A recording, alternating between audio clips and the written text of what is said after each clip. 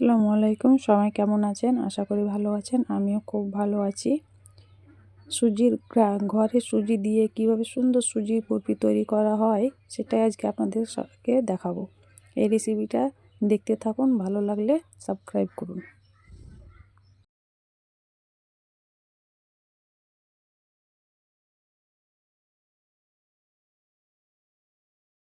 এখানে আগে থেকে সুজিটা ভেজে ধুয়ে রাখা আছে।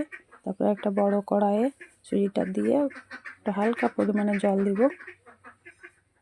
জলটা দেওয়ার পরে আমি পাকা মশলা গুঁড়ো দিব। তারপরে বাদাম কুচি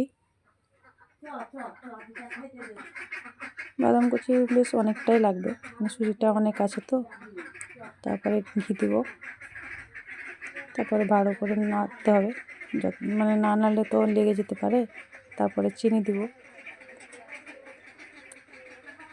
তারপরে আবার একটু জল দিয়ে সামান্য একটু জল দিয়ে ভালো করেই নাড়তে হবে। চিনিটা আগে দিতে হচ্ছে, কারণ এখানে একটা ঘরের সুজি, এটা তো কেনা সুজি নয়, এই জন্য চিনিটা আগেই দিতে হবে।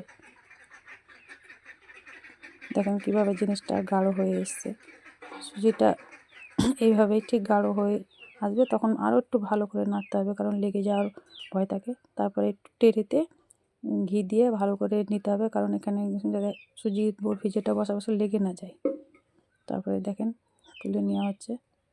এখানে আসলে দু কালারের সুজির বরফি করা হবে, তাই আগে সাদাটা খানিক তুলে নিয়ে বসা, ওর উপরে একটু রং দিয়ে আবার ওর উপরে করতে হবে।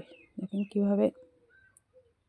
তারপরে রং দিয়ে এটাকে জাফরং হালকা বা অন্যরা আপনারা ফুড কালারও ব্যবহার করতে পারেন। এখানে জাফরং দিয়ে এটা আবার নাড়া, তার উপরে আবার ভালোভাবে ওটাকে আবার মিক্স করে নিতে হবে।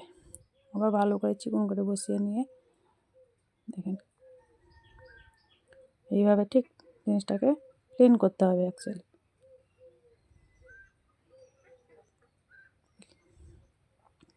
এইভাবে দুটো টেরেতে করতে হচ্ছে, তাই এইভাবে ঠিক আমাদের কাজ হয়ে গেছে। ভালোভাবে সুজি বসানো হয়ে গেছে। তারপরে সুজিটাকে খানিক ঠান্ডা করে কেটে নিতে হবে এইভাবে। এখানে ঘরে সুজি, তার জন্যই ফাটলটা মাঝে মাঝে ফাটল ধরেছে। এটা কেনা সুজি হলে কিন্তু এটা হতো না। আশা করি আপনাদেরকে রেসিপিটা ভালো লেগেছে। যদি এইভাবে রেসিপি দেখতে থাকুন আর ভালো লাগে, তাহলে লাইক সাবস্ক্রাইব অবশ্যই করুন।